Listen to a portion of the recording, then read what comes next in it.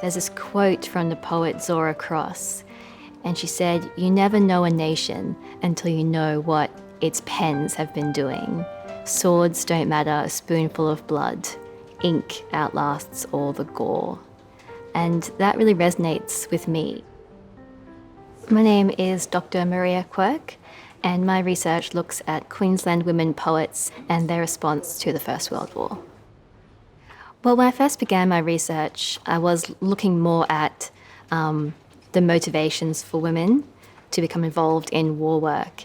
And I was interested in these kind of dual themes of imperialism and feminism as factors which motivated women, which might seem contradictory to our modern eyes. And one of the ways I was looking at that was looking at women poets and how they reflected on their own wartime experiences. And then that really just took over, and the whole project became about women's war poetry. Everyone experienced the war in different ways based on their personal situation. So some poets were very against the war from the beginning.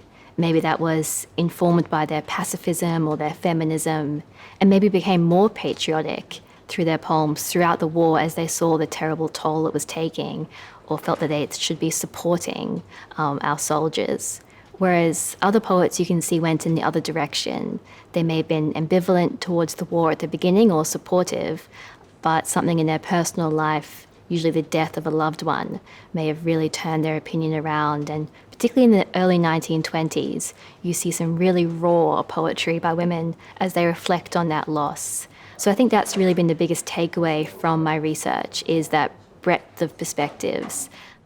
One collection item which really intrigued me belonged to a Queensland poet called Paula Fitzgerald. And we have here in the JOL some scrapbooks she made in the late 50s and early 60s. And they're just the most amazing trove of bits of her brain, pieces of ephemera that she had collected and chosen to save for whatever reason.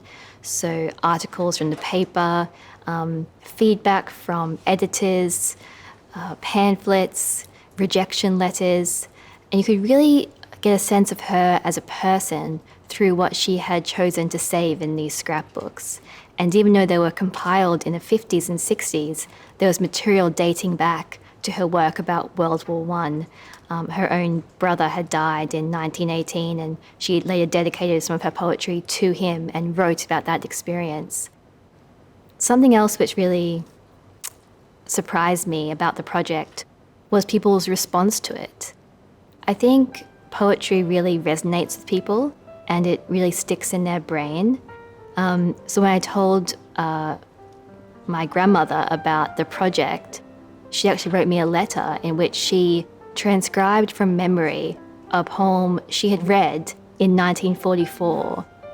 It was about a soldier coming home to Mitchell in rural Queensland from the Second World War.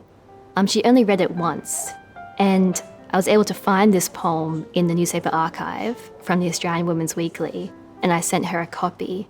And she had remembered it almost word for word 60 years later. And I think that's the power of poetry. It really distills emotion, it distills feeling, and it really sticks with you for years and years. My time as a QANZAC 100 Fellow has been hugely rewarding. The support from the library itself was something I didn't expect. The amount of access fellows have to the library, to the fellowship lounge, to the collection. It's a really once-in-a-lifetime opportunity. And I've used the resources of the fellowship to build a digital anthology of the poetry that I've discovered throughout this journey. So I hope that that resource, that website, is a way for a new generation of readers to discover these voices.